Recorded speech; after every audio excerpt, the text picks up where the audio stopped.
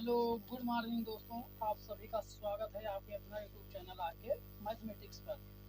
दोस्तों, मैं रवि कुमार आपको पढ़ाने वाला हूँ क्लास 12 रसायन विज्ञान। उस दिन हमने अभी रसायन विज्ञान के बारे में बताया, उसका बेसिक और सॉलिड स्टेट उसके प्रकार पढ़ लिए। अब आज हम दूसरे भाग में चलते हैं। क्रिस्टल जालक क्या है? क्रिस्टल जालक, क्रिस्टल जालक या त्रिविम जालक।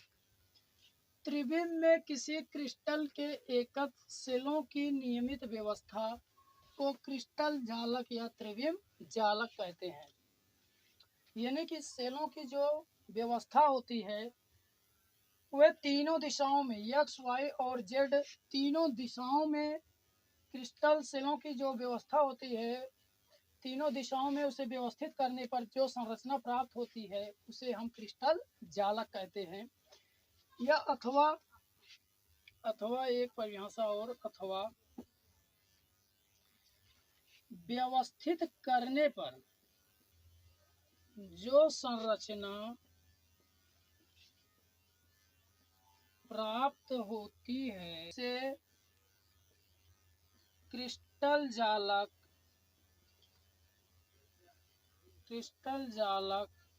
या त्रिविम जालक कहते हैं। त्रिविम जालक कहते हैं। तो एक्स, वाई तथा जेड तीनों अक्षों में जब अवयवी कणों को व्यवस्थित कर दिया जाता है तो उसके द्वारा जो जटिल संरचना प्राप्त होती है उसे हम क्रिस्टल जालक कहते हैं। क्रिस्टल जालक में अवयवी कणों को बिंदु द्वारा प्रदर्शित किया जाता है। प्रदर्शित किया जाता है।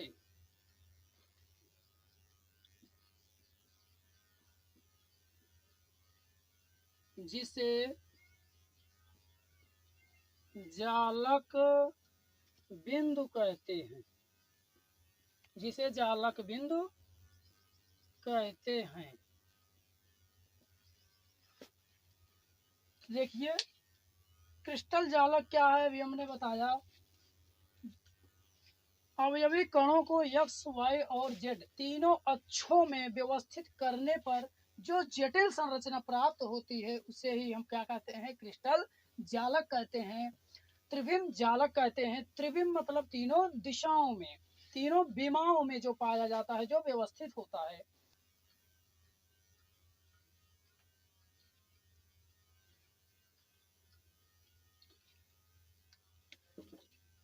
अब इसके बाद यहाँ से ऐसे ना, यहाँ से ऐसे मेरे साथ बनाते जाइए, आप सीख जाएंगे।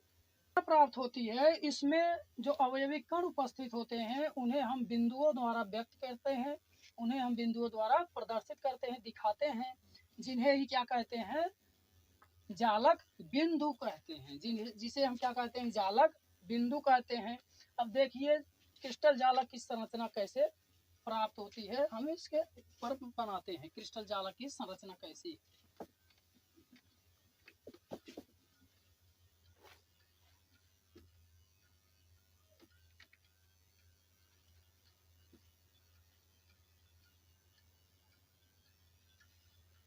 यहाँ से इसको ऐसे मिलाइए,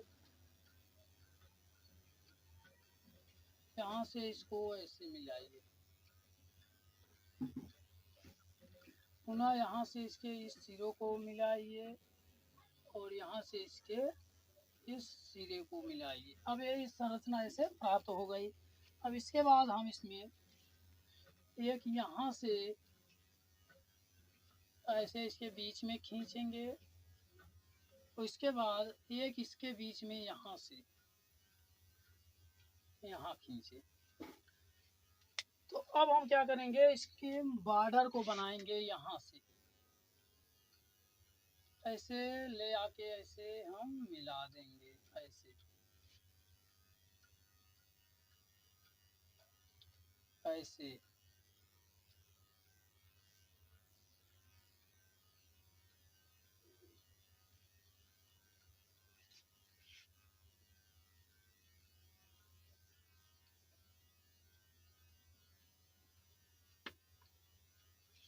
ये आपका ये जालक प्राप्त हुआ, क्रिस्टल जालक एक संरचना प्राप्त हुई।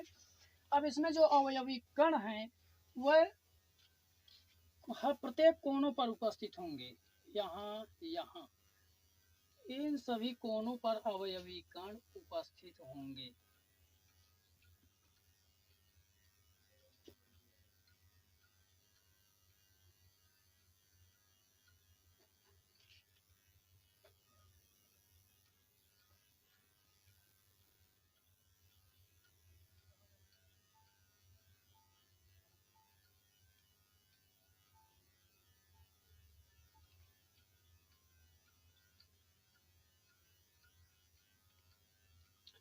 इसमें एक ऐसा होगा,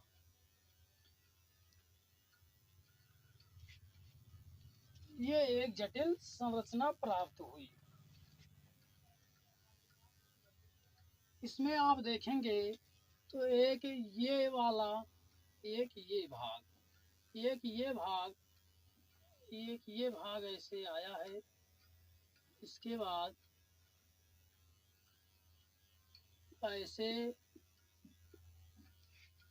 ऐसे आके एक जटिल संरचना, यानी कि ये एक यूनिट सेल होगा, ये एक यूनिट सेल बनाया है। इसी प्रकार इसमें कई सारे अवयव, एक एक सेल हैं, यूनिट सेल हैं, जो मिलकर एक जटिल संरचना का निर्माण किए हैं, एक जालक का निर्माण किए हैं। यह क्या है? त्रिविम जालक। क्या है यह त्रिविम जालक, यह त्रिविम जालक है, क्रिस्टल जालक है। इसमें ये वाला जो अक्ष है यह एक्स एक्सिस को दर्शाता है, और जो ऊपर से आया ये वाई एक्सिस को डिनोट कर रहा है, और ये वाला ये जेड एक्सिस को, यानी कि इसमें अब आप देख सकते हैं कि एक्स एक्सिस, वाई एक्सिस और जेड एक्सिस, ये तीनों विमाओं में स्थित एक जटिल संरचना है। आई होप दोस्तों आप लोग समझ गए होंगे यहाँ तक। अब हम इसके आगे चलते हैं कि यूनिट सेल क्या होता है। अब आप इसको स्क्रीनशॉट ले लीजिए, इसके बाद हम इसको आगे लेकर चलते हैं। अब हम इसके बारे में चर्चा करते हैं कि एकक कोशिका क्या होता है और या मात्रक कोशिका क्या होता है। इसे यूनिट सेल कहते हैं। क्या कहते हैं? Unit cell. Unit cell. एकक कोशिका या मात्रक कोशिका यूनिट सेल क्या है? तो अब हम एकक कोशिका के बारे में बात करेंगे कि एकक कोशिका क्या होता है।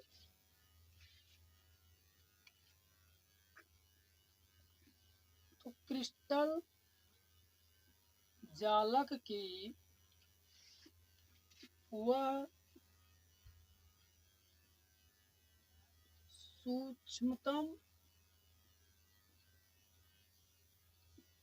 सूक्ष्मतम या लघुत्तम भाग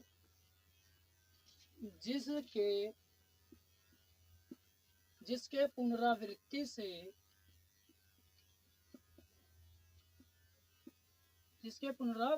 से एक क्रिस्टल जालक का निर्माण होता है,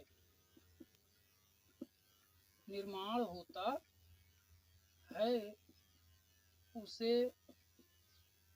एकक कोशिका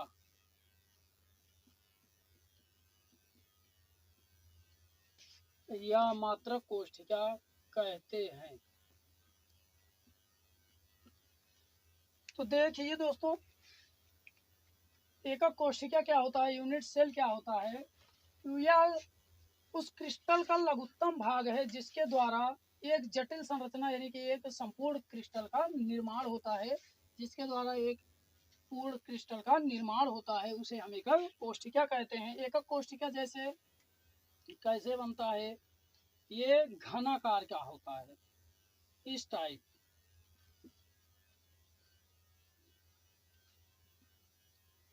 या ये क्या है आपका? एक ये यूनिट सेल है। क्या है? यूनिट सेल है। ये आपका यूनिट सेल है, एकक कोशिका है। अल्फा, बीटा और गामा, तीन भागों में तीन कोण उपस्थित होते हैं, यानी तीन अक्षों में निर्मित होता है। तो अब हम लेकर चलते हैं कि एकक कोशिका के दो भाग होते हैं, जिसमें पहला पढ़ेंगे हम। एकक कोशिका के दो भाग होते हैं, जिसमें हम पहला देखेंगे कि सरल घनीय एकक कोशिका, जिसमें हम पहला सरल घनीय एकक कोशिका, घनीय एकक कोशिका, सरल घनीय एकक कोशिका, इसको हम शॉर्ट में SCC कहते हैं, यानी कि simple cubic crystal unit cell. Simple cubic crystal unit cell, सरल एकक कोशिका। तो सरल एकक कोशिका क्या है, आइए अब हम इसके बारे में जानते हैं। सरल घनीय एकक कोशिका का मतलब होता है जो अवयवी कण हैं वह एकक कोशिका के प्रत्येक कोने पर उपस्थित होंगे। जो अवयवी कण हैं केवल उसके कोनों पर उपस्थित होंगे, तो आपका क्या होगा, सरल घनीय एकक कोशिका होगा। वह एकक कोशिका जिसमें अवयवी कण कोशिका के प्रत्येक कोने पर उपस्थित होते हैं, प्रत्येक कोने पर उपस्थित होते हैं, उसे सरल घनीय एकक कोशिका कहते हैं।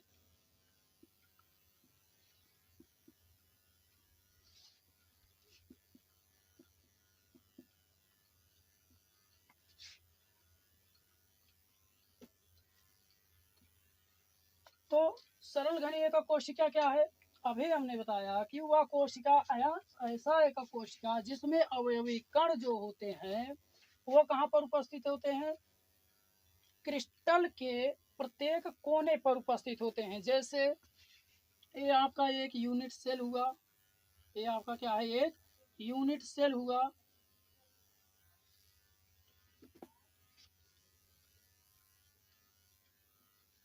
ये आपका एक यूनिट सेल बन गया। अब इसके प्रत्येक कोने पर एक कोना ये यहाँ यहाँ यहाँ यहाँ, यानी कि कोई भी घन होगा उसमें 8 कोने होते हैं, 1 2 3 4 5 6 7 8, 4 ऊपर 4 नीचे। तो आठों कोनों पर जो अवयवी कण है, ये क्या है, अवयवी कण है। अवयवी कण, जो अवयवी कण है वो कहाँ उपस्थित होंगे, उसके कोने पर। तो ये कौन सा घन हुआ, SCC, सरल घनीय एकक कोशिका, simple cubic crystal unit cell. SCC में हम कुछ और जान लेते हैं। SCC की जो त्रिज्या होती है, इसका जो त्रिज्या होता है, यानी कि SCC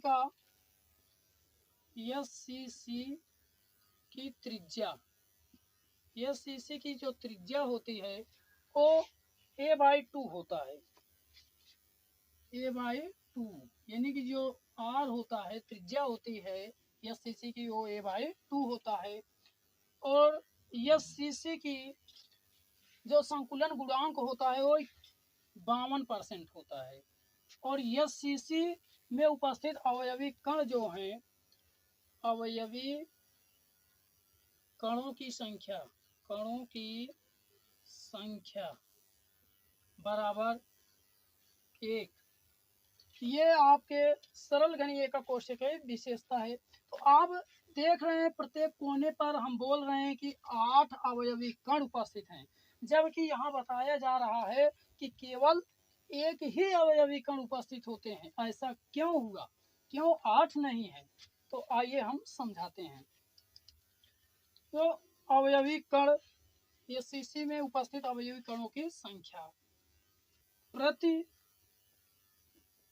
इकाई सेल में उपस्थित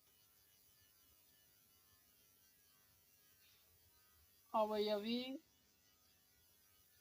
कणों की संख्या बराबर कोनों पर उपस्थित अवयवी कणों की संख्या, कोनों पर उपस्थित कणों की संख्या, कोनों पर उपस्थित अवयवी कणों की संख्या बराबर कोनों पर 8 कोने हैं तो प्रत्येक कोने पर 8 अवयवी कण उपस्थित हैं। चूंकि एक कोण जो एक कोने पर अवयवी कण उपस्थित होते हैं, एक कोने पर वह 1/8 यानी कि 1/8 अवयवी कण के बराबर होते हैं। क्योंकि आप देख लीजिए, जैसे आपका एक कोना है, ये कोना है, ये कोने जो होते हैं ये 8 बराबर भागों में डिवाइड होते हैं। जैसे 1 2 3 4 ये इसके सामने का भाग हुआ और जस्ट ये 4 भाग इसके अपोजिट पीछे का होगा। जैसे आप एक बाल ले लीजिए, जब एक बाल लेंगे तो उसको 4 भागों में पहले आप डिवाइड कर लीजिए, या जो उसके बीच में लकीर पड़ा होता है उस पे आप जब फूटता है बाल तो देखिए आधे आधे पे, तो जो एक भाग होता है उसका आधा, उसको 4 भागों में डिवाइड कीजिए। इसके बाद जो अगला दूसरा भाग उसका होता है उसको भी 4 भागों में डिवाइड कीजिए तो 8 भाग प्राप्त होते हैं। तो वैसे ये कोना, 2 कोना, 3 कोना, 4 कोना, तो जस्ट इसके अपोजिट भी ऐसे 4 होंगे, यानी कि 4 भाग। तो एक अवयवी कण जो उपस्थित होता है वह केवल उसके एक भाग में ही उपस्थित होता है, इतने भाग में ही उपस्थित होता है, केवल इतने भाग के बराबर होता है। तो ये क्या होगा, तो 1/8 के बराबर होता है। तो ये कैंसिल होगा, बराबर 1, यानी कि प्रति इकाई सेल में जो SCC होता है उसके प्रति इकाई सेल में अवयवी कणों की संख्या कितनी होती है, 1 होती है। समझ में आया? तो ये आप इम्पॉर्टेंट है, इसको याद रखेंगे, सवाल लगाने में काम देगा आगे। तो आई होप दोस्तों आप लोग यहाँ तक समझ गए होंगे। अब हम इसके आगे चलते हैं। दूसरा, आप इसका स्क्रीनशॉट ले लीजिए। इसके बाद अब हम आगे चलते हैं। वीडियो अच्छी लगे तो आप इसको लाइक, शेयर और सब्सक्राइब करते रहिए, अपने दोस्तों तक इसको शेयर कीजिए। दूसरा भाग अब पढ़ेंगे हम, इसका दूसरा टाइप, केंद्रीय एकक कोष्ठिका। केंद्रीय एकक कोष्ठिका।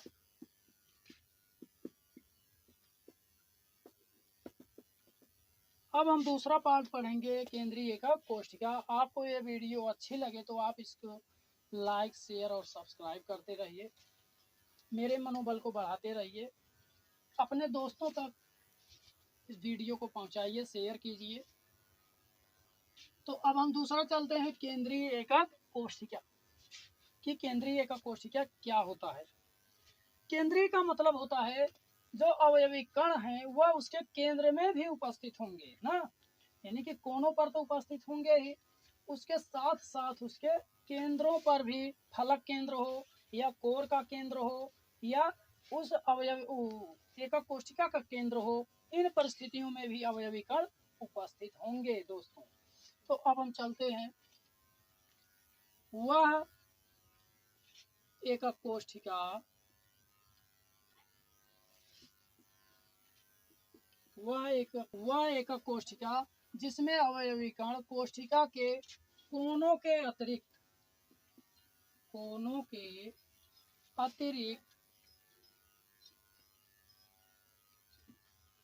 अन्य स्थितियों में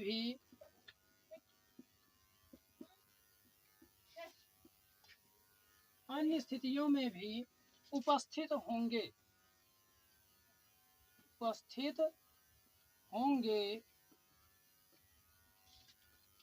जिसे केंद्रीय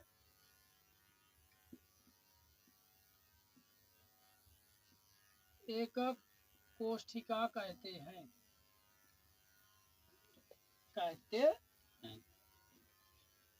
जैसे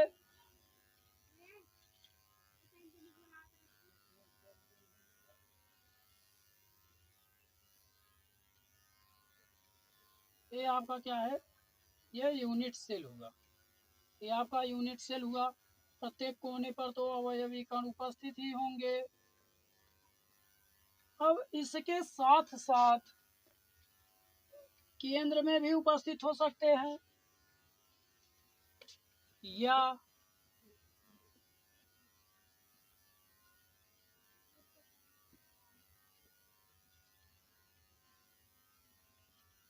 उसके फलक केंद्र में उपस्थित हो सकते हैं।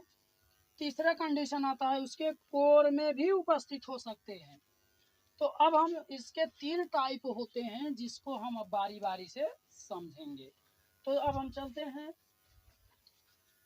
एक केंद्रीय एकक कोशिका के प्रकार पर, टाइप पर जिसमें पहला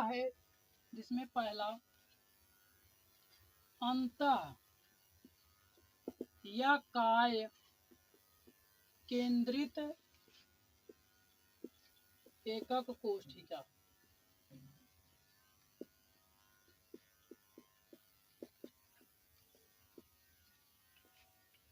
यानी कि अंतः केंद्रीय एकक कोशिका, या इसे काय केंद्रित एकक कोशिका भी कहते हैं, जिसे हम बॉडी सेंटर्ड क्यूबिक क्रिस्टल भी कहते हैं, BCC। यानी कि body centred cubic crystal unit cell काय केंद्रित एकक कोशिका। तो काय केंद्रित एकक कोशिका, केंद्रित का मतलब उसके केंद्र में उपस्थित होगा, जो अवयवी कण उपस्थित होंगे,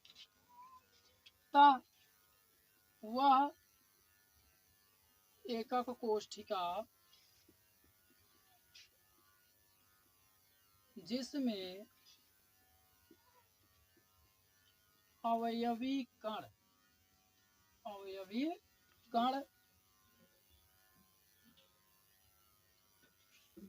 कोनों के अतिरिक्त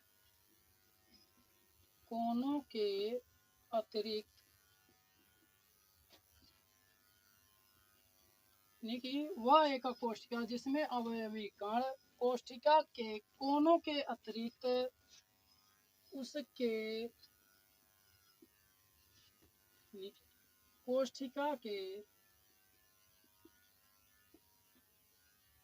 कोशिका के केंद्र में भी उपस्थित होते हैं।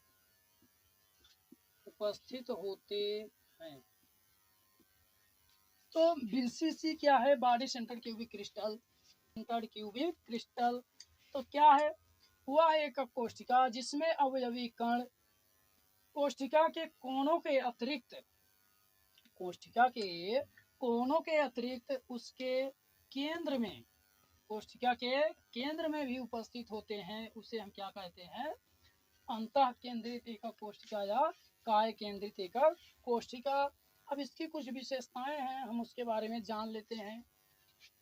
BCC है, बॉडी सेंटर क्यूबिक क्रिस्टल है। इसकी त्रिज्या क्या होती है, A इंटू √3/4, यह इसकी त्रिज्या होती है। इसका संकुलन गुणांक होता है, कितना होता है, 68%। इसमें अवयवी कण जो उपस्थित होते हैं, कणों की संख्या जो होती है, कणों की संख्या बराबर 2। तो ये है BCC की विशेषता की त्रिज्या A√3/4, संकुलन गुणांक 68% एंड कणों की संख्या 2 होती है। तो आइए हम देख लेते हैं कणों की संख्या 2 कैसे होती है। क्यों 9 नहीं हुई, 8 कोनों पर और एक केंद्र में। तो कोनों पर उपस्थित कणों की संख्या प्लस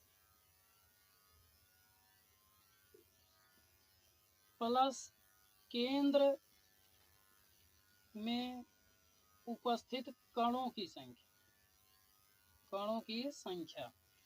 तो कोनों पर कितने हैं? 8 हैं। 8 कोने तो 8 अवयवी कण। लेकिन एक अवयवी कण जो है, यानी कि एक कोने पर जो अवयवी कण उपस्थित है वह किसके बराबर है? कितने के बराबर? 1/8 के, यानी कि 1/8 अवयवी कण के बराबर है। प्लस एक केंद्र है, एक केंद्र है।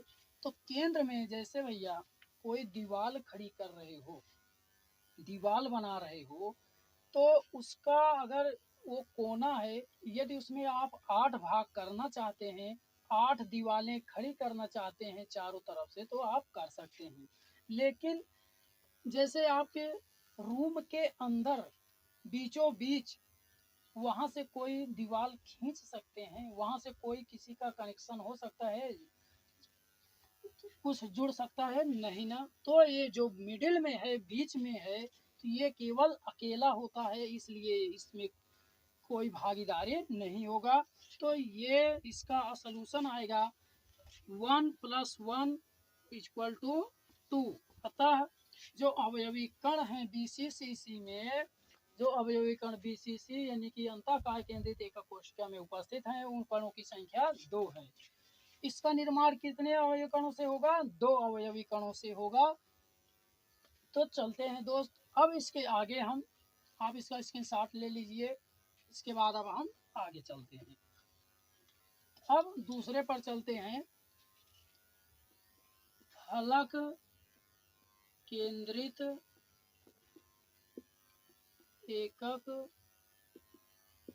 कोशिका।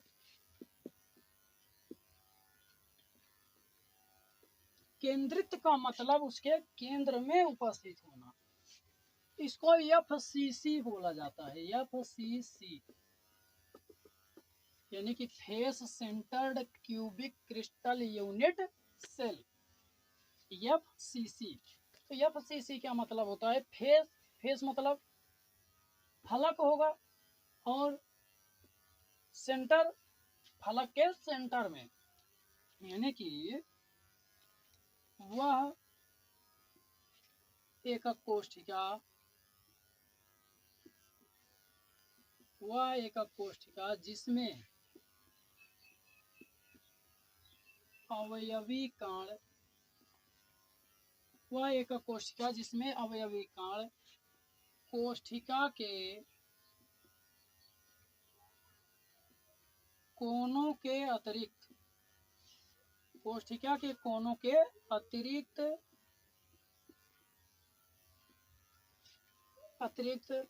उसके फलक केंद्र में भी उपस्थित होते हैं।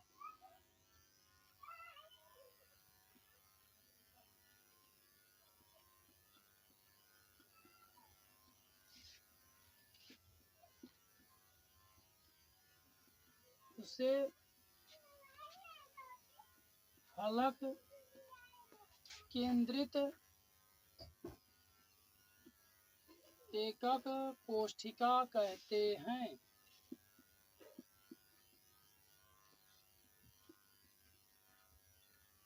तो फलक केंद्रित एकक कोशिका फलक केंद्र में भी उपस्थित होंगे। जितने फलक होंगे, जितने फलक होंगे, उसके फलक पर भी अवयवी कण उपस्थित होंगे।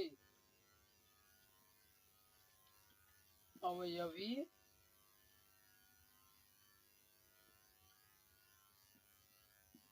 कण। फिर FCC क्या है? फलक केंद्रित एकक कोशिका ऐसा कोशिका होता है जिसमें अवयवी कण फलक के, यानी सॉरी, कोशिका के कोनों के अतिरिक्त उसके केंद्र में भी उपस्थित होते हैं, उसके केंद्र में भी, यानी फलक केंद्र में भी उपस्थित होते हैं। तो ऐसे कोशिका को हम क्या कहते हैं? फलक केंद्रित एकक कोशिका यानी FCC, FCC कहते हैं।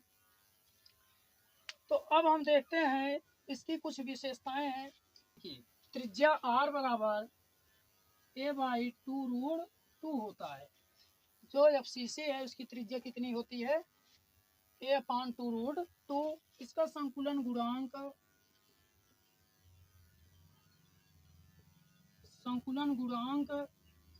जो इसका संकुलन गुणांक होता है वो 74% होता है। देखिए एफसीसी की त्रिज्या A/2 होती है और संकुलन गुणांक 74%। और कणों की संख्या जो इसके कणों की संख्या होती है वो कितना होता है? कणों की संख्या इसकी 4 होती है। कितने? 4।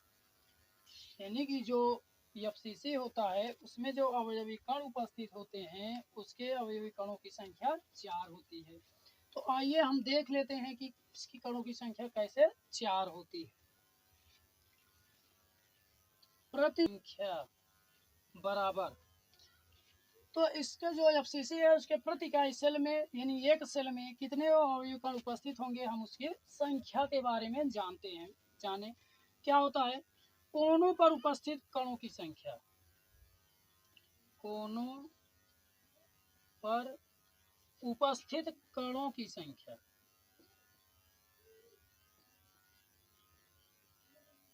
प्लस कोनों पर उपस्थित कणों की संख्या प्लस फलक पर उपस्थित कणों की संख्या प्लस फलक पर कणों की संख्या, फलक पर उपस्थित कणों की संख्या। तो कोनों पर कितने कोने हैं? कोने 8 हैं। तो एक कोनों को हमने बताया कि एक कोना जो होता है वह कितने भाग के बराबर होता है? 1/8 के ना। जैसे भाई एक रोटी लिए, एक रोटी को जैसे पहले एक रोटी पूरी थी, अब इसको हमने क्या किया, ये पूरी रोटी, इस रोटी को 2 भागों में बांटा। तो इसका मान अब हम कह सकते हैं कि यह 1/2 यानी कि 1/2 1/2 2 भाग हुए। अगर हम इसका 4 भाग करते हैं तो ये इसका मान क्या देगा? 1/4 जो एक भाग होगा, एक भाग इसका 1/4 के बराबर होगा। और यदि इसी को हम 2 भागों में और तोड़ देते हैं, ऐसे और ऐसे कर देते हैं, 1 2 3 4 5 6 7 और 8, यानी कि अब जो एक भाग होगा वह कितने के बराबर होगा? 1/8 के। क्यों? क्योंकि पहले कितना था? 1 था। अब उसी 1 का हमने क्या कर दिया? 8 भाग कर दिया। यानी अब जो एक हिस्सा होगा, एक भाग होगा, वो 1/8 के बराबर होगा। तो वैसे जो कोने होते हैं, कोने पर अवयवी कण, वो 1/8 के बराबर होते हैं। वो 8 भागों में बटे होते हैं। प्लस अब क्या है कि फलक केंद्रों पर उपस्थित कणों की संख्या, जो फलक केंद्र है उसमें उपस्थित कणों की संख्या कितनी होगी? तो फलक कितने फलक हैं? 1 2 3 4, एक आगे और एक पीछे, यानी 4 साइड में 4 फलक, 1 2 3 4 5 6 फलक। तो 6 गुणे जो एक फलक होता है वो भैया 2 भागों से मिलकर बना होता है। जैसे ये कोई दीवार है, यदि आप इसको बीचों बीच मान लो, ये दोनों क्या हैं? एक दीवार है। यदि आप इसको 2 बराबर भागों में बांटना चाहेंगे तो क्या करेंगे? आधा इधर कटेगा, आधा इधर कटेगा, यानी कि एक फलक में कितने भाग हो सकते हैं? केवल 2 भाग हो सकते हैं, आधा इस साइड और आधा इस साइड। तो हम क्या करते हैं? इसका 2 भाग करते हैं। तो फलक जो होता है वो कितने भागों से मिलकर बना होता है? 1/2। अब इसको हम हल करेंगे, ये 8 8 यानी 1 बचा, और ये 2 कम 2 2 तियाएं 6 प्लस 3, तो बराबर कितना हुआ? 3 1 4। अतः जो एफसीसी है उसमें अवयवी कणों की संख्या जो है कितनी है? 4 है। तो हम आशा करते हैं कि आप लोग अच्छी तरह से इसको समझ पा रहे होंगे। अब हम आगे चलते हैं, इसका तीसरा टाइप लेकर, तीसरा प्रकार क्या है? अब उसके बारे में हम चर्चा करते हैं। आप इसका स्क्रीनशॉट ले लीजिए, एक भी पॉइंट नहीं छूटना चाहिए। हम इस हिसाब से पढ़ें, इस तरीके से पढ़ें कि हमारा एक भी पॉइंट छूटना नहीं चाहिए। कैसा भी पेपर हो, हमको इसको पूरा का पूरा अटेम्प्ट करना है, क्योंकि ये बहुत इम्पॉर्टेंट है। क्या है? इम्पॉर्टेंट है। ये टॉपिक जो है बहुत इम्पॉर्टेंट टॉपिक है। अब अगला हम चलते हैं लेकर, आप इसका जो बहुत इम्पॉर्टेंट है, अंत्य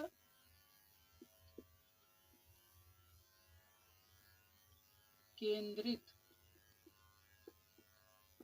एकक कोष्ठिका। अंत्य केंद्रित एकक कोष्ठिका। अब इसके बारे में हम जानेंगे कि अंत्य का मतलब होता है विपरीत फलक। क्या होता है? विपरीत फलक, यानी कि जो अवयवी कण उपस्थित होंगे वो एक दूसरे के विपरीत फलकों पर उपस्थित होंगे। तो वह एकक कोष्ठिका, वह एकक कोष्ठिका जिसमें अवयवी कण उसके केंद्र के अतिरिक्त कोष्ठिका के किन्हीं दो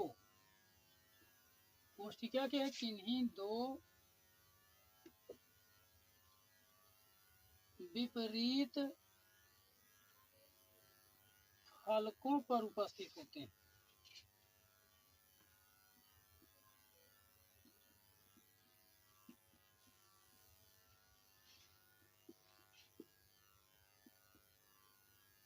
उसे अंत्य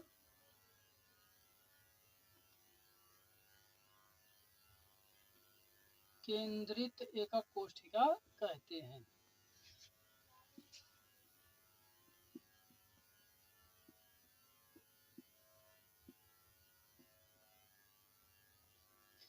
तो वह एकक कोष्ठिका जिसमें अवयवी कण केंद्र के अतिरिक्त कोष्ठिका के किन्हीं दो विपरीत फलकों पर उपस्थित होते हैं, तो उसे हम अंत्य केंद्रित एकक कोष्ठिका कहते हैं। अब इसमें किन्हीं दो, या तो ये फलक होंगे, या आगे पीछे का फलक होगा, या ऊपर नीचे का फलक होगा। तो किन्हीं दो, एक यहाँ उपस्थित हुआ, एक यहाँ उपस्थित हुआ। तो ये जो है किन्हीं दो विपरीत फलकों पर उपस्थित होते हैं।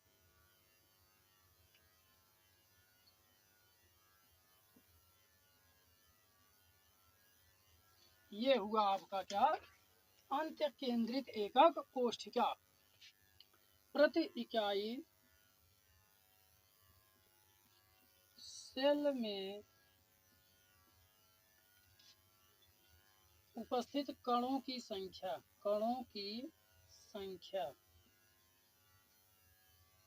बराबर कोणों पर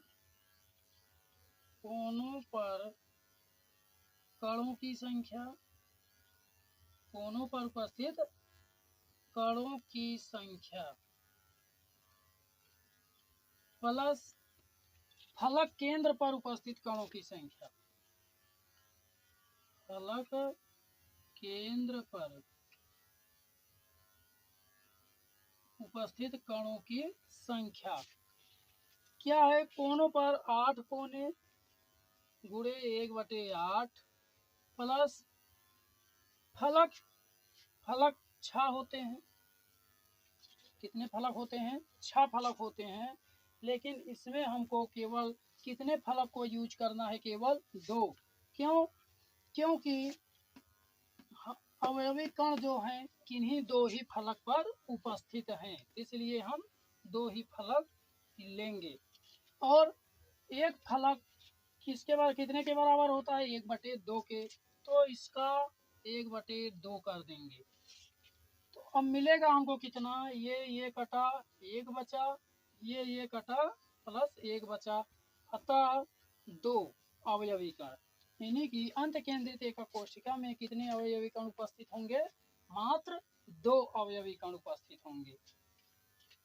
एक कोनों पर पूरा मिला के और एक किन्हीं दो विपरीत फलक पर।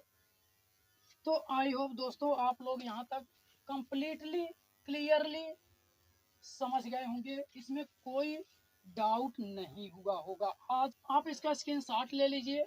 अब इसके आगे हम चलते हैं जो बहुत इम्पॉर्टेंट है, IMP, जो वेरी वेरी मोस्ट इम्पॉर्टेंट है। अब हम लेकर चलते हैं अंतिम टॉपिक। FCC के विन्यास के लिए कोर की लंबाई A तथा त्रिज्या R तथा त्रिज्या R में संबंध।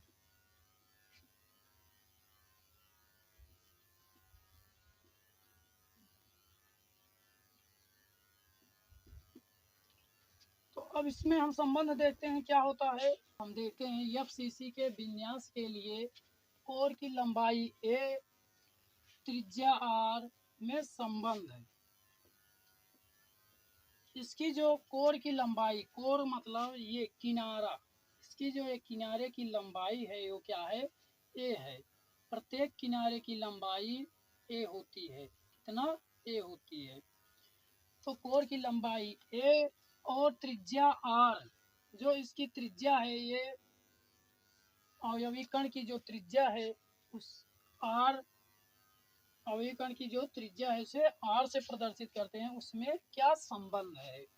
तो A बराबर, कोर की लंबाई A बराबर 2 into R plus plus R minus, जहाँ FCC विन्यास के लिए कोर की लंबाई है और R प्लस जो है वो धन आयन की त्रिज्या और R माइनस ऋण आयन की त्रिज्या। जैसे अवयवी कण मिलकर जैसे NaCl हुआ, तो NaCl एक क्रिस्टल संरचना बनाता है, क्रिस्टल जालक बनाता है। इसमें Na प्लस में उपस्थित हो, NaCl जो है जब ये टूटता है अपने आयनों में, तो Na प्लस में टूटता है, प्लस Cl माइनस में टूटता है। तो जो R प्लस है, जो R प्लस है, यह धन आयन यानी Na प्लस आयन के लिए यूज होगा, और जो R माइनस है यह ऋण आयन यानी Cl माइनस आयन के लिए उपस्थित होगा, उपयोग होगा। ये आज का आपका अपना टॉपिक रहा दोस्तों। आई होप आप लोग अच्छी तरह से आज का टॉपिक क्लियरली संपूर्ण टॉपिक को समझे होंगे। आपको ये वीडियो अच्छा लगे, आप लाइक शेयर और सब्सक्राइब करना ना भूलें, जिससे हम आपको और अच्छे तरीके से और उसमें घी मक्खन मिला के इस टॉपिक को और अच्छे और मधुर ढंग से आपको समझाएं और इसमें टॉपिक हम मिलाएं। अब हम अगले दिन नेक्स्ट टॉपिक को पढ़ेंगे। Thank you for watching this video.